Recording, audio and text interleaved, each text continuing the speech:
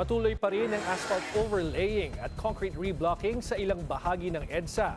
Alamin natin ang update sa agenda report ni Ian Maghanoy live mula sa EDSA Taft Avenue. Ian, ano na yung latest sa EDSA makeover? Yes, George, pumalo na nga sa 31% ang completion rate ng nagpapatuloy na EDSA Rehabilitation Program.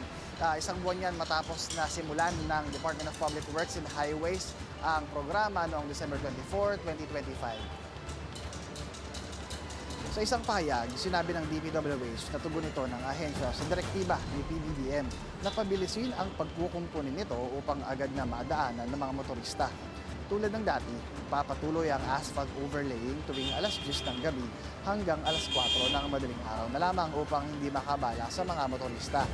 Mula yan sa bahagi ng northbound lane ng EDSA sa Roas Boulevard sa Pasay City hanggang Magallanes at Magallanes hanggang Taft Avenue.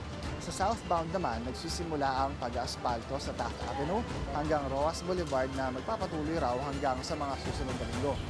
Isasagawa naman ang concrete reblocking sa PCL U-turn lane 4. Pero para sa ilang mga motorista, kailangan pa raw na madaliin pa ng ahensya ang programa, maging ang tamang paggamit ng 6 billion pesos na pondo para dito. Pero overall, okay naman yung driving experience kasi at least maganda na yung kalye. Yun yung maganda. Pero sana bilis-bilisan na lang nila. Yun na lang. At tipid, siyempre. Yung wala nang alam mo na yung issue, di ba? Yung issue na sana yung budget malagay sa tama. Yun lang ang hinahanap namin.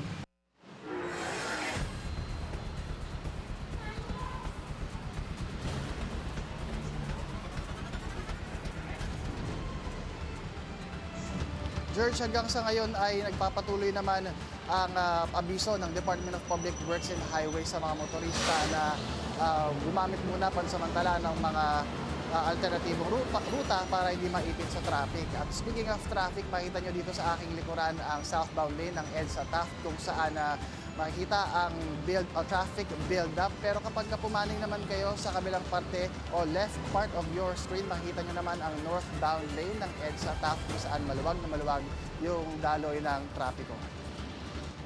George?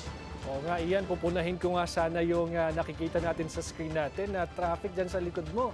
So that's southbound lane ng EDSA bahagi ng Taft Avenue. Okay, sige. So yung mga pasahero, mga nagmamaneho papunta dyan, konting tiis-tiis lang. Maraming salamat. Ian Maghanoy nag-uulat live mula sa EDSA.